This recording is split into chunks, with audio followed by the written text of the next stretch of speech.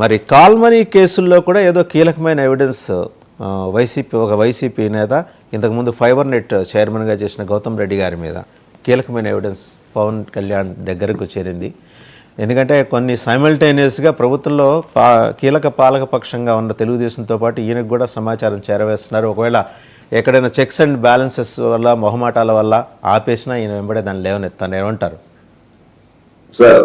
వాసుదేవ్ గారు మొదట వాళ్ళు మాట్లాడితే బాగుంటుందేమో సార్. అంతేనా?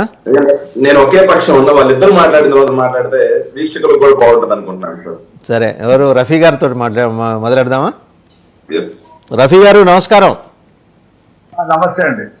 చూశారు కదా, ఒక్కటొక్కటిగా ఉచ్చు బిగుసుకుంటా వెళ్తోంది. ఫార్మర్ ఎమ్మెల్యే గన్నవరం వల్లభనేని వంశీ ముందర ఆయన అనుచరులందరినీ అరెస్ట్ చేశారు. అండ్ ఇప్పుడు ఆయన టర్న్ ఇవాళ రేపా తెలియట్లేదు. దీనికి తోడు గౌతమ్ రెడ్డి గారు, విజయవాడ బేస్డ్గా ఉన్న గౌతమ్ రెడ్డి గారు, ఆయన భూ కబ్జాల మీద మొన్న మధ్యనే ఒక పెద్ద సంచలనం, ఆయన మీద అటెంప్ట్ మర్డర్ కేసు కూడా నమోదైంది. ఆయన అనుచరులు అక్కడ విజయవాడలో ఒక సత్యనారాయణపురంలో ఒక స్థలం యజమానిని ఎలా బెదిరించారో, ఫర్దర్గా ఏంటంటే కాల్మనీ కేసుల్లో కూడా ఆయన ఇన్వాల్వ్మెంట్ బయటపడినట్టు దానికి తగిన సమాచారం డిప్యూటీ సీఎం దగ్గర ఉన్నట్టు తెలుస్తుంది.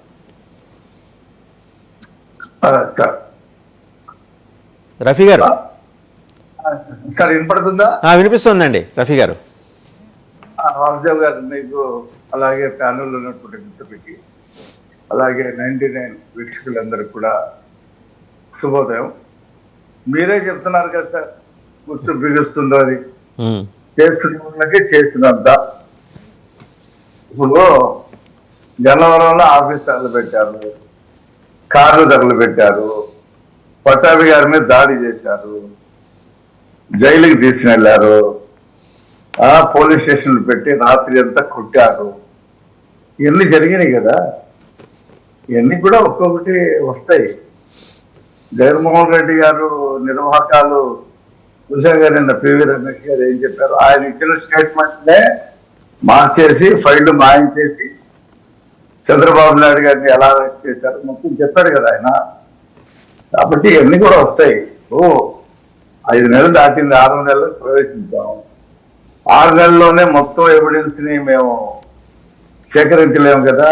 ఇంకా వైసీపీ అభిమానులు ప్రభుత్వంలో ఉన్నారు. 5 సంవత్సరాలు దోచుకు తిన్నారు, దొరికిన కానీ దొరికినట్టు తిన్నారు. ఆ విశ్వాసం వాళ్ళకి పోవట్లేదు. నెమ్మదిగా ఒక్కొక్కటి చేస్తాం, అందులో సందేహం లేదు. అది జగన్మోహన్ రెడ్డి అయినా, గౌతమ్ రెడ్డి అయినా, ఇంకో రెడ్డి అయినా, వేరే రెడ్డి అయినా సరే చేస్తాం, అందులో ఏం సందేహం లేదు. ఎవిడెన్స్ ప్రూవ్ చేస్తాం. ఎవిడెన్స్ ప్రూవ్ చేసి వాళ్ళకి చట్టబద్ధంగా శిక్షిస్తాం. మేమేమి అర్ధరాత్రి నువ్వు 41 నోటీసులు ఇవ్వకుండా అచ్చెన్నాయుడిని, కొల్లు రవీంద్రని, దేవినేని ఉమాని, పట్టాభిని, ఇంకా చెప్పాలంటే ఒక 50 మంది, 50 మందిని అందులో నేను నిజంగానే మిమ్మల్ని, మీ ప్రభుత్వాన్ని అప్రిషియేట్ చేస్తానండి రఫీ గారు. అయితే అరెస్ట్ చేసిన వాళ్ళని పొద్దునంతా కుమ్మేసి రాత్రిపూట మేజిస్ట్రేట్ దగ్గర పెడుతున్నారు. శుక్రవారం అది కూడా, శని ఆదివారం మళ్ళీ కుమ్మటానికి వీలుగా అని చెప్పేసి ఒక అభియోగం మీ మీద ఉంది. ఎవరైనా చెప్పారండి అది ఓపెన్ గా. వైసీపీ స్పోర్ట్స్ పర్సన్స్ ఓపెన్ గా జైలు బయటకు వచ్చి మాట్లాడారండి. వాళ్ళు ఓపెన్ గా, మేము మా సోషల్ మీడియా యాక్టివిస్టులను పరామర్శించడానికి వెళ్తే మాకు చూపించట్లేదు, పొద్దునంతా కుమ్మేసి రాత్రి తీసుకొచ్చి మేజిస్ట్రేట్ ముందు పెడుతున్నారు అని. మరి ఇదంతా పొద్దునంతా కుమ్మటం చట్టబద్ధ కిందకు వస్తుందా? మొన్నటి వరకే అసలు ఏం చర్యలు తీసుకోవట్లేదు, వదిలేశారని మీరే చెప్పారు. ఇప్పుడు అరెస్ట్ చేస్తుంటే కుమ్ముతున్నారంటున్నారు. ఎవరిని కుమ్మారు? కొడాలి నాని కుమ్మారా తీసుకెళ్ళి, లేకపోతే వంశీని కుమ్మారా? వాళ్ళు ఏం మాట్లాడారు మీకు గుర్తుందిగా. వంశీ ఒక వీడియో చేశాడు కదా చంద్రబాబు గారి సతీమణి మీద, అతన్ని తీసుకొచ్చి కుమ్మారా? కొడాలి నాని చంద్రబాబుని చంపి ఆ శవం మీద నుంచి నడుచుకుంటూ పోతానని చెప్పేసి ఏదో ఒకసారి మాట్లాడారు. అతన్ని నేను కుమ్మారా? ఇప్పుడు వైజాగ్ లో జరిగినటువంటి ఎల్జీ ఫార్మర్స్ లో జరిగినటువంటి వాళ్ళకి ఒక అమ్మాయి చెప్పినటువంటి వాళ్ళకి పరిహారం అందని విషయాన్ని రంగనాయకమ్మ గారు ఫార్వర్డ్ చేస్తే, ఆమె హోటల్ని ఏ రకంగా ఖాళీ చేయించారో, ఆమెని ఏ రకంగా తిప్పారో చూశాం కదా. వీళ్ళకి అసలు మాట్లాడే అర్హత ఉందా అంటున్నాను నేను.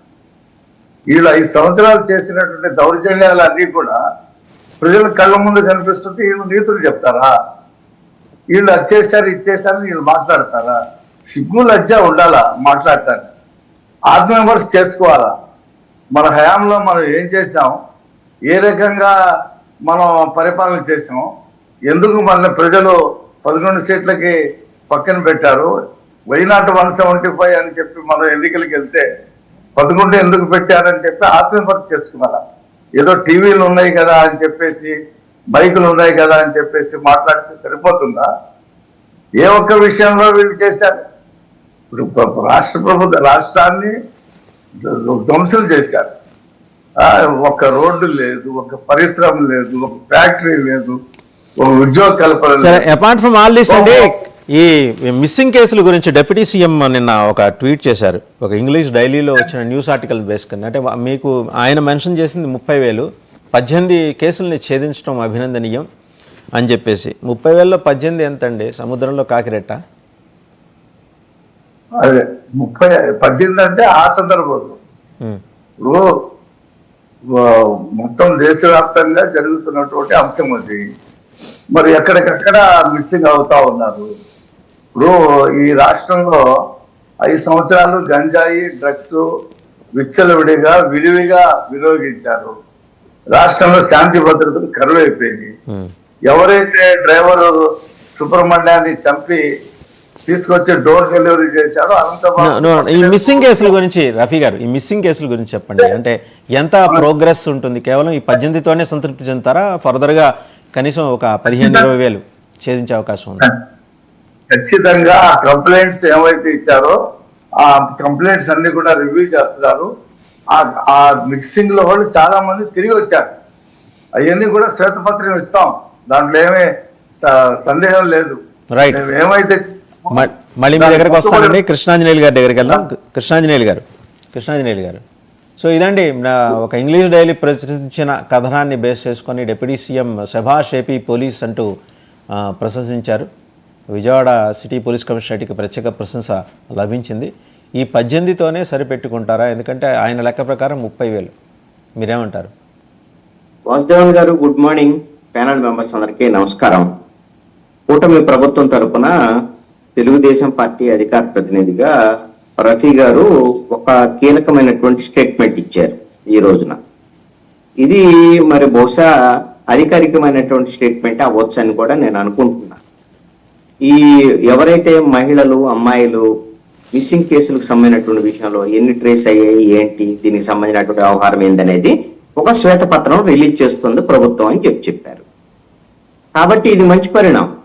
శ్వేతపత్రం రిలీజ్ చేసి ఇప్పుడు 30,000కు సంబంధించినటువంటి దాంట్లో ఎంతమంది తిరిగి వచ్చారు, ఇంకా ఎంతమంది రెడ్ లైట్ ఏరియాల్లో ఉన్నారు, లేకపోతే మిగతా చోట్ల ఎక్కడ వాళ్ళు చిక్కుకొని ఉన్నారు, వాళ్ళని తీసుకొచ్చేటువంటి ప్రయత్నాలు ఎలా ఉన్నాయి, ఇవన్నీ కూడా తెలియజెప్తే మంచి ప్రయత్నం. ఎందుకంటే వాళ్ళు ప్రతిపక్షంలో ఉన్నప్పుడు చేసినటువంటి ఆరోపణ, వాళ్ళని తీసుకురావాల్సినటువంటి బాధ్యత ఇప్పుడు ఆల్రెడీ డిప్యూటీ సీఎంగా ఉన్నటువంటి పవన్ కళ్యాణ్, హోంమంత్రిగా ఉన్నటువంటి వంగలపూడి అనిత, ముఖ్యమంత్రి చంద్రబాబు నాయుడు వీళ్ళ మీద.